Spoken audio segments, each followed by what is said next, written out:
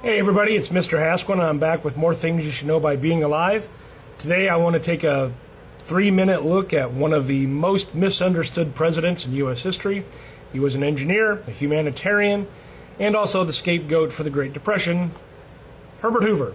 So, let's start with Herbert Hoover. Who was he? He was the 31st president of the United States, and he served from 1929 to 1933. He was a Republican from Iowa who happened to be raised in Oregon. He was a self-made millionaire, and he was renowned for being a mining engineer before he entered politics. He was known as the Great Humanitarian for feeding millions of people during and after World War I. He was the first president that was born west of the Mississippi River. As far as being the Great Humanitarian, let's get into that a little bit before his presidency. He was responsible for running an organization known as the U.S. Food Administration during World War I. And the ultimate goal here was to organize relief for Belgium, Russia, and Central Europe. And so, in essence, he oversaw massive international food aid programs to stave off starvation and disease following the aftermath of World War I. It earned him global respect before even running for office. He was already known internationally.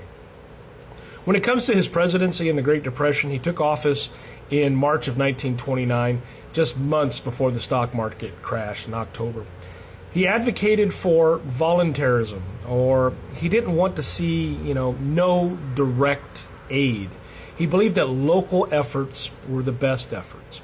He established a Reconstruction Finance Corporation to attempt to stabilize banks and American industry. He backed public works projects like the Hoover Dam for the sole purpose of creating jobs. Now, he did refuse to provide direct relief to individuals, which led to a great deal of public resentment directed towards him. His cautious response to economic collapse made him, effectively the symbol of government inaction. So that leaves him with a kind of a checkered legacy here, like the legacy of the Hoovervilles and protests against his administration. So there were these homeless encampments throughout the country that were mockingly dubbed Hoovervilles.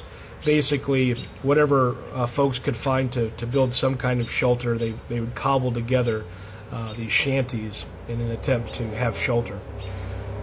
He's also responsible for facing the Bonus Army protest in 1932. This is where we had veterans of World War I demanding early payment of a pension, which was, it didn't go well for Hoover because he directed a use of force to disband the Bonus Army that further damaged his reputation. How could you treat veterans in such a way? So, in the election of 1932, he did lose in a landslide to Franklin Delano Roosevelt. He only carried 6 states in the Electoral College. And as he transitioned out of office, he was deeply unpopular. But he did remain steadfast and dedicated to public service. Post-presidency, Hoover's career lasted for another 30 years. He chaired 2 commissions to reorganize and streamline the federal government. And he had an opportunity to rehabilitate his reputation, especially after World War II, taking on a role similar to what he directed during World War I. He died in 1964 at the age of 90. Some fun facts: he was orphaned at the age of 9, and he was raised by Quakers, or the Society of Friends. He spoke Mandarin Chinese with his wife. He wrote over 40 books, including books on fishing and American ideals. He had the longest post-presidency until Jimmy Carter. And he refused his presidential salary, not the first president. He was the first president to do so, donating it to charity. And as far as his legacy goes, it may be controversial of me to say, but I'll say it.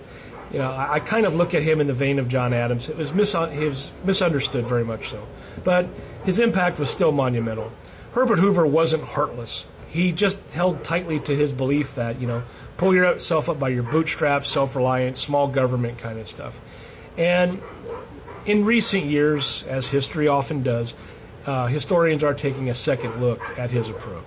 So anyway, as you can hear Tanner barking over there, but I'd like to thank you for watching our 3 minutes of Herbert Hoover.